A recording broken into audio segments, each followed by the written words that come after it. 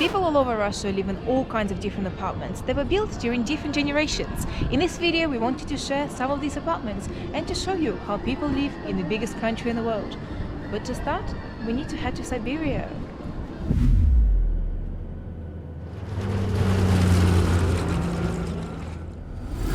Welcome to Siberia.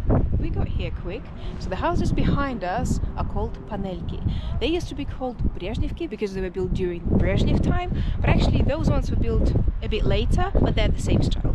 They're called panelki because they're basically built out of prefabricated concrete panels and put together. And those apartments probably most associated with Russia and with the Russian look. And actually the building behind me is where my gran used to live for over 25 years. Let's head inside and show you what it looks like.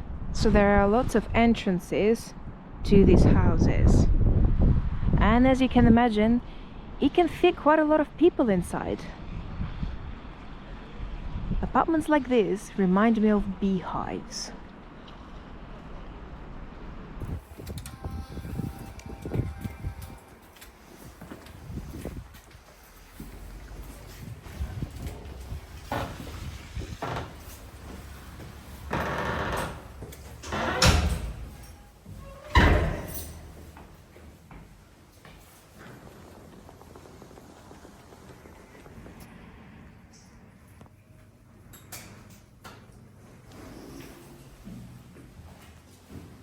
So as opposed to Krushchevka, these apartments actually, as well as these stairs, have a lift too.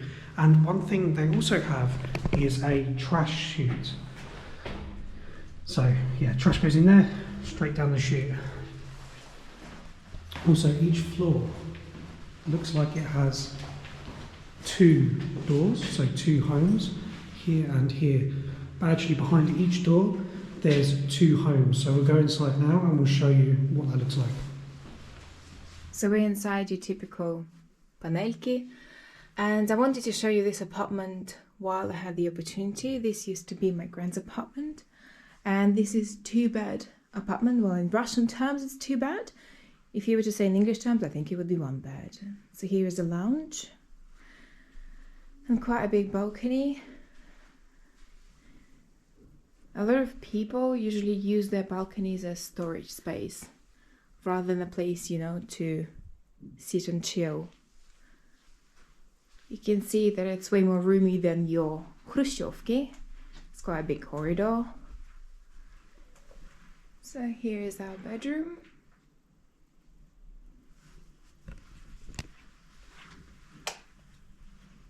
Separate bathroom. And toilet.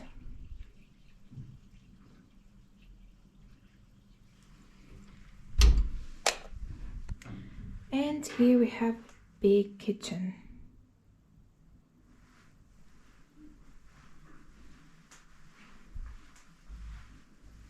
At some point we actually used to live in apartments over there. And there you can see new apartments. They're actually built recently. And they're built on a swamp. There used to be a factory, textile factory, where my auntie actually used to work. And all the sewage from there used to be dumped over there. And my cousin told me that it was actually quite beautiful because in the winter it would never freeze as it was warm. So it looked really nice and, you know, mysterious. So yeah, instead of a swamp, we have new buildings there now. Those types of flats, the same as Krushchevka, still have a terrible soundproof system, so you can still hear your neighbors very well. But size-wise, they're way bigger than your Krushchevka. I spent my whole life living in apartments like this, bigger or smaller in size, and I wanted to show you this specific apartment because it's very, very important to me, and this specific apartment was my home.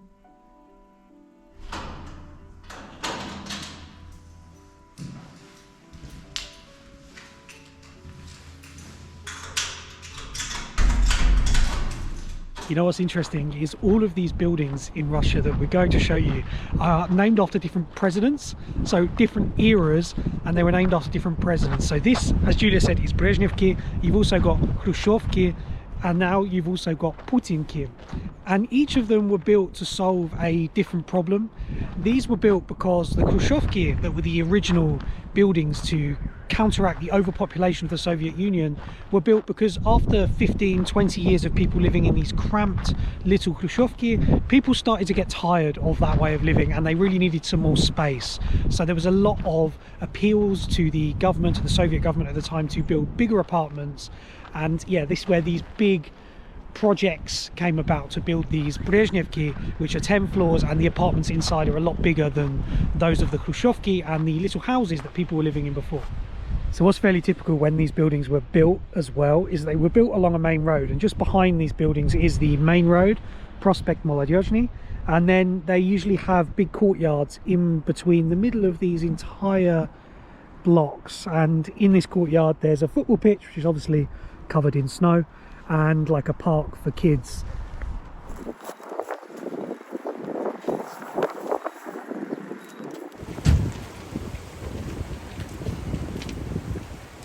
This part of the city used to be my favorite. I thought this was the best place to live in the city. I don't really know why, probably because I grew up here and everyone feels that way around the area where they spend majority of their time in.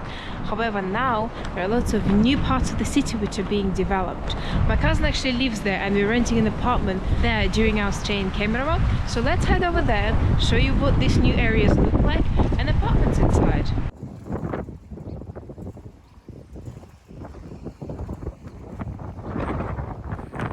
This region is more of a kind of elite region here in Kemerovo, and it's built down on the banks of the River Tom, which is the main river that flows all the way through Kemerovo Oblast and then into the Ob River and off to the Arctic Ocean. So the views from down here are really beautiful, and the air is probably the best quality in the city, I would say. And yeah, let's take you inside the apartment that we're staying, which is costing us on Obshaga, which is like the Russian Airbnb, around $20 a night. But usually obviously to rent full time would cost a little bit less. Let's show you inside. It's so windy today. Oh my god, my fingers are freezing.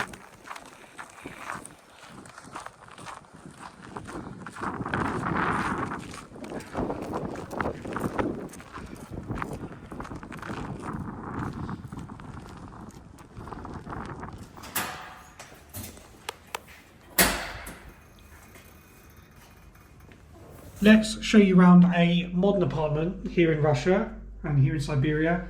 This one is pretty small. It's only 26 square meters. But yeah, I mean, for us right now, while we're staying here, it's perfect. So yeah, here's the bedroom. Here's the large kitchen office area and a kitchen. And yeah, so it's got everything. There's a hob, oven, and then fridge freezer over here. Up, and then back into the corridor you've got a big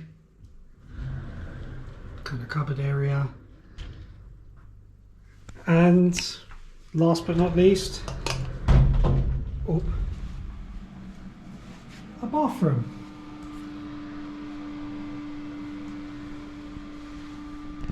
To be honest, the style of this apartment is very typical for modern apartments here, but yeah. Throughout the world, really. I think that's how they build them everywhere now. To be honest, yeah, they're pretty cut and paste, right? A small kitchen with a little bit of worktop space. A dining area. Dining area. What I do like about this is it's really light, and the view, we're only on the second floor, but I'd imagine if you were on the higher floors, the view over the city would be really, really beautiful. It's just lacking an extra bedroom. But overall, I really like the modern apartments that are built here in Russia, and we'll show you a couple of others in this video if we haven't already. Yeah, that's it. There is not much to show over here, and to be honest, for me, it's quite strange to see these kind of apartments here. For sure. The size of them that small. For sure. Like, we've been used to your grand size apartment, right? Which is basically double. Yeah. And those style as well. Like every time we've come to Russia, we mainly stay in that like Brezhnevka, in that sort of style home. So yeah, it makes a real change to stay in a modern apartment. But I wonder if the soundproof system is better in those kinds of apartments, because in Panelki, if your neighbor is coughing, you literally feel like They're coughing in your room. You can hear everything. And we had a look. To buy this apartment would cost you about 5 million. I feel like a estate agent, like, good price, I do a good price. It's 5 million. I actually asked my cousin, he bought an apartment which is 51 square meters in 2019 for 3 million. In the building next door, basically. Yeah. So, yeah, prices here have gone up quite a lot, especially in ruble terms. Maybe if you translate the price of the ruble to dollar, it may not kind of work out like that much of a jump. But in ruble terms, prices here in Kemerovo, we can't tell you about the entirety of Russia just yet, but here in Kemerovo, prices have changed a lot. That's because everyone from the region's moving here, right? That's true as well. And they're building a lot of new apartments going everywhere. Let's show you the view, last but not least.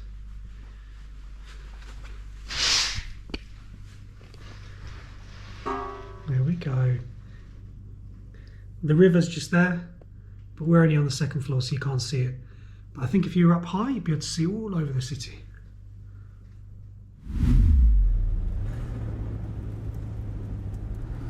Behind us is the famous Krushchevka, which you will see all over Russia. We're currently staying in one tonight, so let's take you inside and show you what it's like.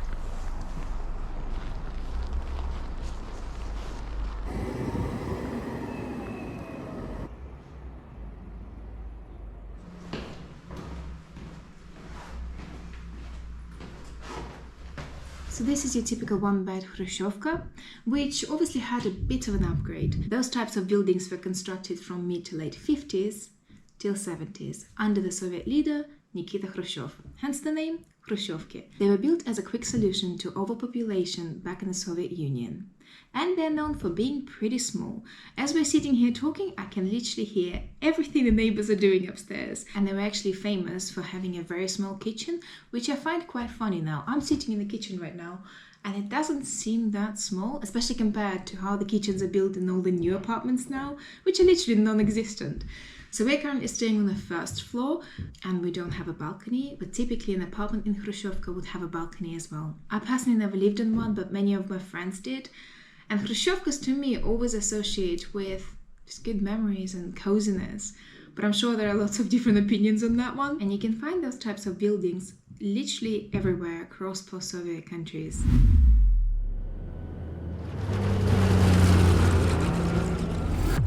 Well, we absolutely had to take you to the northern capital of Russia, to St. Petersburg, and show you a completely different type of home and a completely different way of living.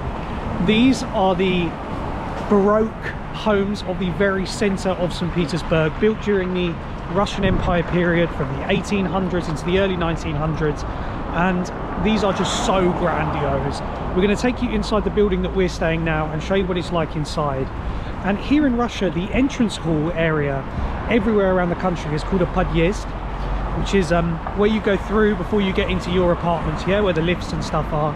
But here in St. Petersburg, they're called paradnaya, like parade, because of course everything here in St. Petersburg is exquisite and on a different level to everywhere else in Russia. So let's take you inside our paradnaya and then show you our apartment here.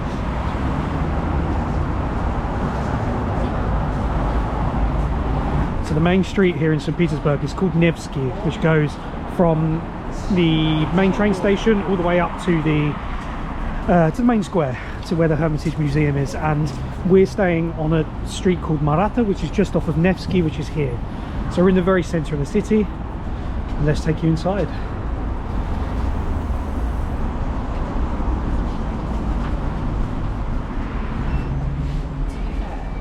This is not just a podъезд. This is paradnaya, an entrance hall. Look at the ceilings there. They're actually so beautiful. Yeah. Imagine owning an apartment somewhere like this. I mean, you made it in life if you do, in my opinion. I mean, it's very dated, obviously, but you feel like you're going back in time, right? We're in the 1800s now.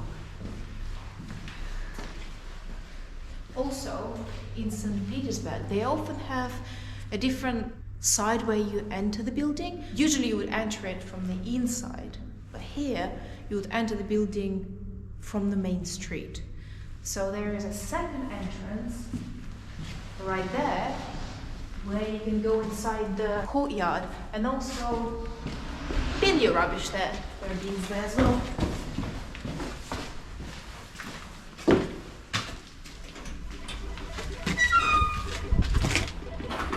So obviously this courtyard area back in the day would have been a meeting place, you know, for people that living in these buildings, for them to sit down and have a cup of tea.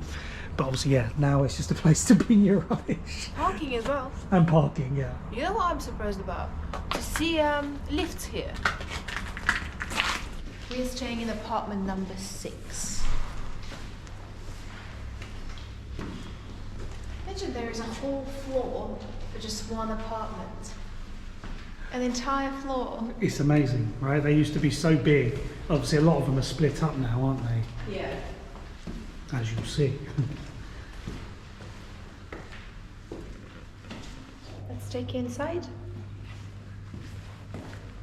Now there are 3 apartments here, but imagine this used to be just one massive apartment. And what I love about them the most, the ceilings are so high, actually huge. So let's show you inside of one of them apartments, one of the rooms, I guess, that was before.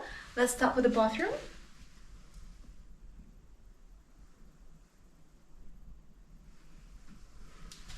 And this apartment is actually really nice. It's one of the nicest we've ever stayed in. When we were in St. Petersburg before, the situation was completely different. They were so crammed. It seems like they split it not in 3 apartments, like in 5. So it was ridiculous. There was literally no space. But this one's actually quite modern and quirky, and there is enough room for the 2 of us, 100%. It's really nice and, you know, clean. Beautiful looking apartment.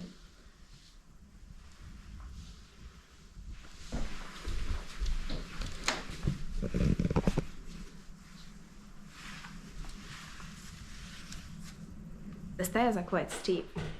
You have to be careful if you need the loo at night.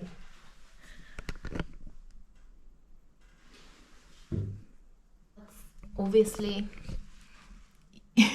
you can't stand up straight, even me, and I'm very short. Yes.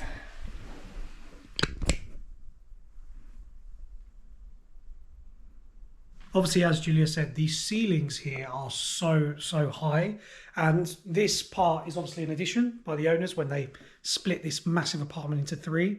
But can you imagine how people used to live here in this central part of St. Petersburg, in these massive apartments with really high ceilings, balconies? I mean, they're properly grandiose. And we've seen apartments like this obviously all over Europe. In Vienna, we stayed in one very similar that had been converted. In London, and I really love these old buildings, to be honest. They are so bourgeois, I think the word is. And yeah, you feel like you've gone back maybe 150 years to a different period of time when you're here.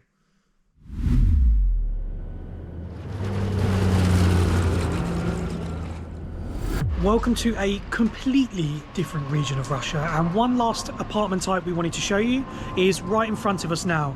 This is also a Krushchevka, but these are what are called Obshagi, Obshaga, aka shared apartments, or almost like a hostel format. Each of the apartments you see in front of you is shared between 3 or 4 different people. They'll have a shared kitchen, and actually this one in front of us always makes me laugh because they've got the doors for the balconies, but there's no balconies on this building. So in the summer when we've been here, you see people with the doors wide open. If you've had a few too many or something and you're not paying attention, you could walk straight out of that door and fall 5 stories to the ground. So yeah, it makes me laugh because I've never seen that happen. Perhaps if I saw that happen, my face would straighten a little bit. And anyway, on that note, I hope you've enjoyed this video and found it interesting. We certainly have, exploring not just the different apartments and different types of ways that people live in, but also the different regions of the country with that. And yeah, thanks for watching. See you in the next one.